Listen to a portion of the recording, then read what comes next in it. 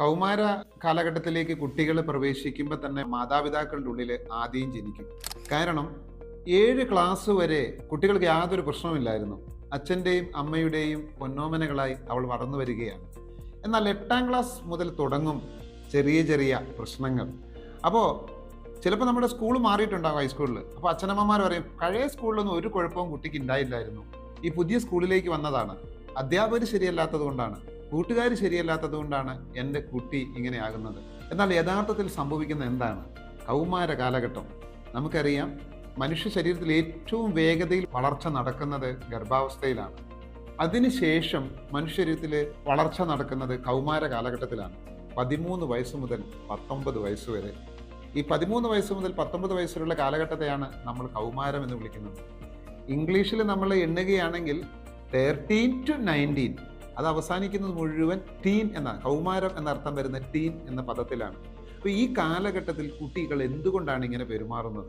കാരണം കുട്ടി സ്വന്തം ഐഡന്റിറ്റി, സ്വന്തം വ്യക്തിത്വം അന്വേഷിക്കുകയാണ്. ഞാൻ ആരാണ്? എൻ്റെ അച്ഛനമ്മമാരിൽ നിന്ന് വേറിട്ട് നിന്നാൽ എനിക്കൊരു ഐഡന്റിറ്റി ഇല്ലേ? ഇപ്പോൾ കൗമാര കാലഘട്ടം എന്ന് പറയുന്നത് കാലിടറിപ്പോകാൻ ഏറെ സാധ്യതയുള്ള ഒരു കാലഘട്ടമാണ്.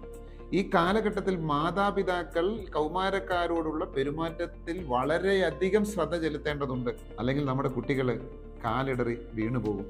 അപ്പോൾ കൗമാരക്കാരെ സഹായിക്കാനും അവൻ്റെ പഠന പ്രവർത്തനങ്ങളിലും അവൻ്റെ മറ്റ് സ്വഭാവത്തിലും സൗഹൃദത്തിലുമൊക്കെ എന്തെല്ലാം കാര്യങ്ങൾ ഉണ്ടാക്കണമെന്ന ലക്ഷ്യബോധത്തെക്കുറിച്ചുമൊക്കെ നമ്മൾ പറഞ്ഞു കൊടുക്കേണ്ടതുണ്ട്.